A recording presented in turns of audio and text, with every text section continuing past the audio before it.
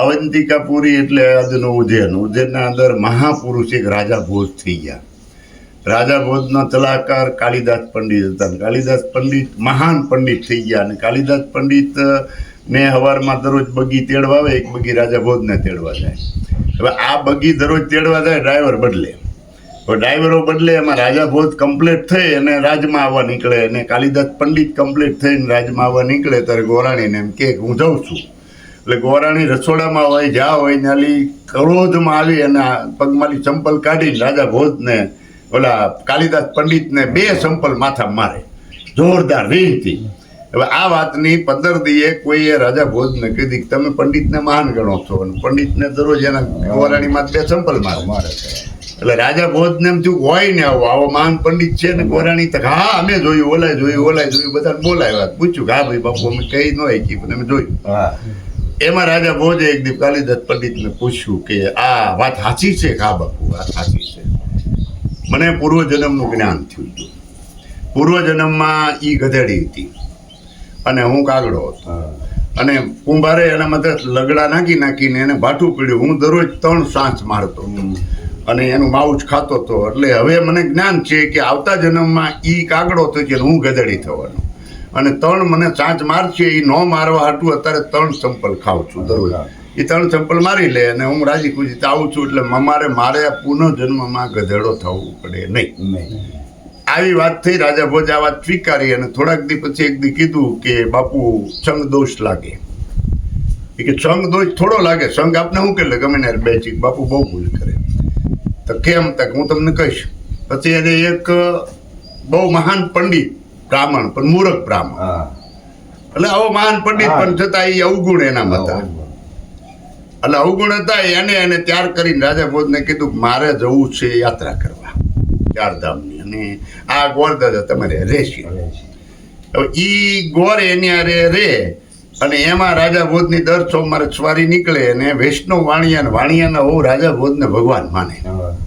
એમાં એક દી આ જોઈ ગયો આરે સલાહકાર હતો એને રાજા ભોજને વાત કરી કે ભાઈ આવી રીતે છે, તમને આપણા નગર સીટના મોઈ ગયા છે.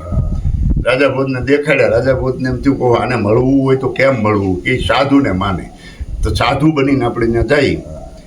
રાજા ભોજે મૂછ મુંડાવી, વાળ મુંડાવ્યા, ભગવા કપડાં પહેરાવીને બેયને રાજવા. આને તો વૈશાખ મહિનો હાલતો હતો અને વૈશાખ મહિનામાં આ બેયને આવ્યા ને વાણીઓ જોઈ ગયો અને એને ઘરે લઈ ગયો અને આદર સંસ્કાર કર્યા. તો બધા 2 માણસ આખા ઘરે પૂજા કરીને કીધું કે આવા મેં કોઈ દી બ્રાહ્મણ નથી જોયો, આવો તેજસ્વી રાજા.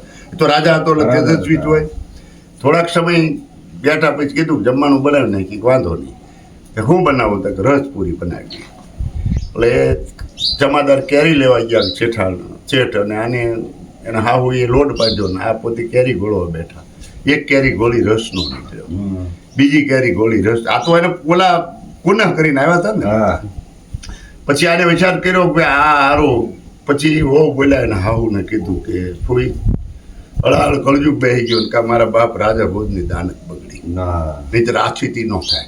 અને રાજા ભોજની ચોટલી કીધો થઈ ગઈ કહો મારી કેવી મને આ. પછી ત્યાં કાલિદાસ પંડિત આવી ગયા અને કાલિદાસ પંડિતે કીધું કા બાપુ સંગ દોષ થાય.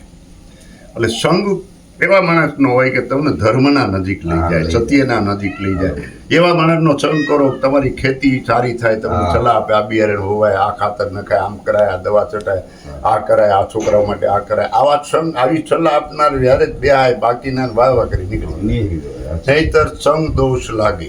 સંગ ગમે ત્યાં લઈ જાય, નરકમાં લઈ જાય, સ્વર્ગમાં લઈ જાય.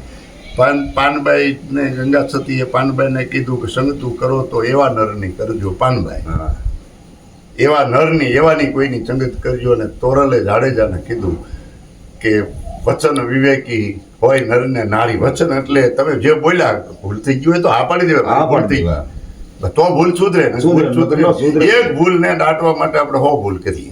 એ કરતા એક ભૂલ ખુલ્લે ભલે તું મને 2 દી ન કે મારતી ચાલુ બોલાઈ ગયું તા, મારી ભૂલ થઈ ગઈ, મને ખબર નહોતી, મને એમ હતું તું આમ તો પણ નથી. એટલે ન્યાય એ વાત ઊભી રહી ગઈ, ઓલી ઊભી ન રહે.